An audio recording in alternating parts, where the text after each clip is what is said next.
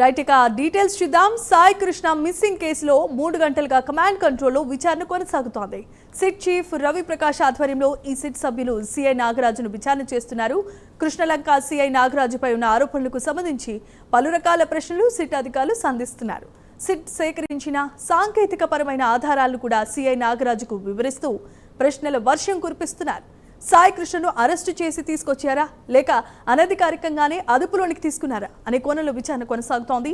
సాయి కృష్ణ కేసుకి task force కి గల సంబంధం ఏంటి అనే దానిపై ముఖ్యంగా ఆరా తీస్తున్నట్లుగా సమాచారం.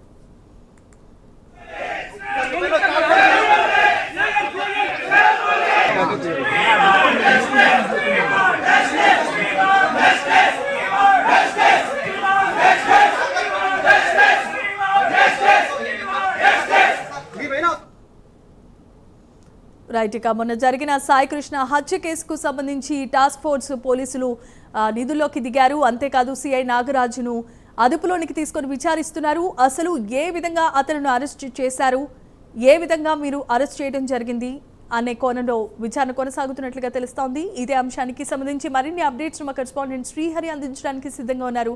శ్రీహరి, చెప్పండి. జమీమా, ఏదైతే సిఐ నాగరాజును అదుపులోకి తీసుకొని దాదాపుగా 4 గంటలుగా వస్తుంది.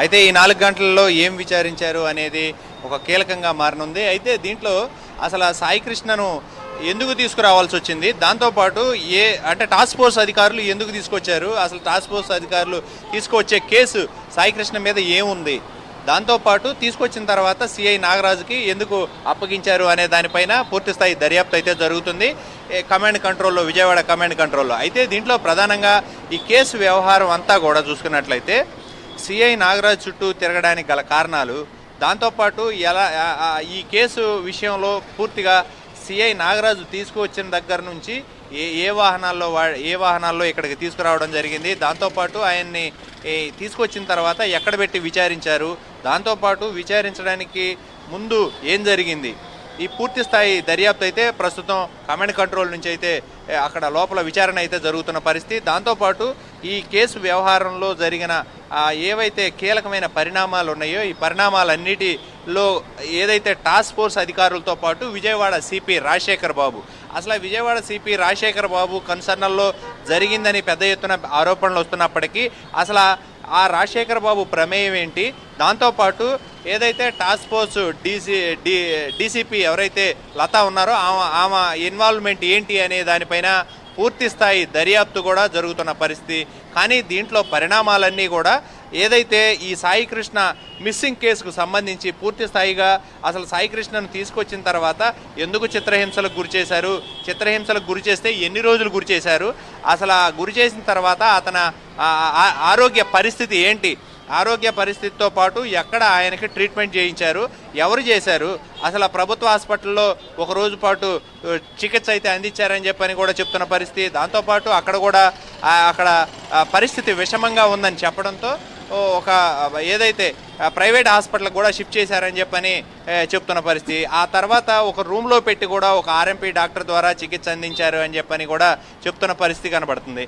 అయితే ఈ పూర్తి స్థాయి విచారణకు అసలు ఆధారాలు ఏమున్నాయి, కాల్ డేటా ఏముంది, దాంతోపాటు ఈ కేసు వ్యవహారంలో రాజకీయ కోణంలో ఇన్వాల్వ్ అవడానికి గల కారణాలు ఏంటి అంటే గత 25 రోజులుగా ఈ కేసుకు సంబంధించి చాప కింద నీరులాగా ఈ కేసునైతే అత్యంత గోప్యంగా నడుచుకుంటూ తీసుకువెళ్లారు. అయితే ఒక్కసారిగా ఈ గత 5 రోజుల్లోనే మరింతగా ఈ ఏదైతే రాజకీయ ఇన్వాల్వ్మెంట్ ఏదైతే అటు పవన్ కళ్యాణ్ కానీ ఇటు ఏదైతే మాజీ ముఖ్యమంత్రి జగన్మోహన్ రెడ్డి కానీ ప్రస్తుత ముఖ్యమంత్రి చంద్రబాబు నాయుడు కానీ ఇందులో ఇన్వాల్వ్ అయిన తర్వాత ఈ కేసు మీద పూర్తిస్థాయి సిట్టు దర్యాప్తు కానీ ఆ దర్యాప్తు తర్వాత పూర్తిస్థాయి ఏదైతే కీలకమైన ఆధారాలు సేకరించడంలో సిట్టు బృందం కూడా నిమగ్నమైంది. అటు తల్లి స్టేట్మెంట్ కానీ ఇటు బంధువుల స్టేట్మెంట్లు కానీ దాంతోపాటు సిబ్బంది ఎవరైతే ఇన్వాల్వ్ అయ్యారో ఆ సిబ్బంది స్టేట్మెంట్లు ఇవన్నీ కూడా పూర్తిస్థాయి ఈ దర్యాప్తు అయితే జరుగుతుంది. అయితే ఈ నేపథ్యంలోనే ఇవన్నీ ఒక ఎత్తు అయితే సిఐ నాగరాజు కీలక పాత్ర, అసలు ఈ సిఐ నాగరాజు కీలక పాత్ర వ్యవహారానికి సంబంధించిన పూర్తి స్థాయి ఇన్వెస్టిగేషన్ అనేది ఇప్పుడు కమాండ్ కంట్రోల్లో అయితే జరుగుతున్న పరిస్థితి. అయితే ఓవరాల్గా అసలు ఈ కేసుకు సంబంధించి నాగరాజు ఇన్వాల్వ్ అవ్వటం గల కారణాలు అంటే సిపి చెప్తే నాగరాజ్ ఇన్వాల్వ్ అయ్యాడా, లేకపోతే ఏదైతే టాస్క్ ఫోర్స్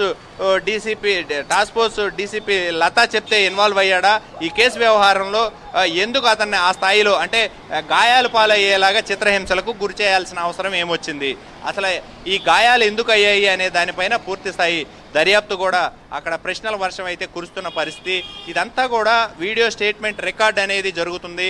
ఈ ఓవరాల్ ఎపిసోడ్ అంతా కూడా ప్రతిదీ పిన్ టు పిన్ అనే దానిపైన పూర్తిగా దర్యాప్తు. దాంతోపాటు ప్రస్తుతం సిఐ నాగరాజుకి కొంత అంటే కృష్ణలంక పరిధిలో ఉన్న వాసులు ఎవరైతే ఉంటున్నారో నివాసం ఉంటున్న ఆ పరిధిలో ఉన్న ప్రజలంతా కూడా ఆయనకు మద్దతుగా తెలుపుతున్న పరిస్థితి. ఏదేమైనప్పటికీ నాగరాజు ఉన్నంతకాలం లాండ్ ఆర్డర్ కంట్రోల్లో ఉంది, గంజాయి బ్యాచ్ కంట్రోల్లో ఉంది, గోండా బ్యాచ్ అంతా కూడా కంట్రోల్లో ఉందని చెప్తున్న పరిస్థితి. ఏదేమైనప్పటికీ నాగరాజును అరెస్ట్ చేయొద్దని కూడా ఆ స్థానిక ప్రజలు కోరుతున్న పరిస్థితి కనబడుతుంది.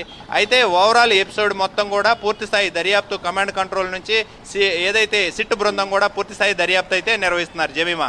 Right, thanks for the update Srihari.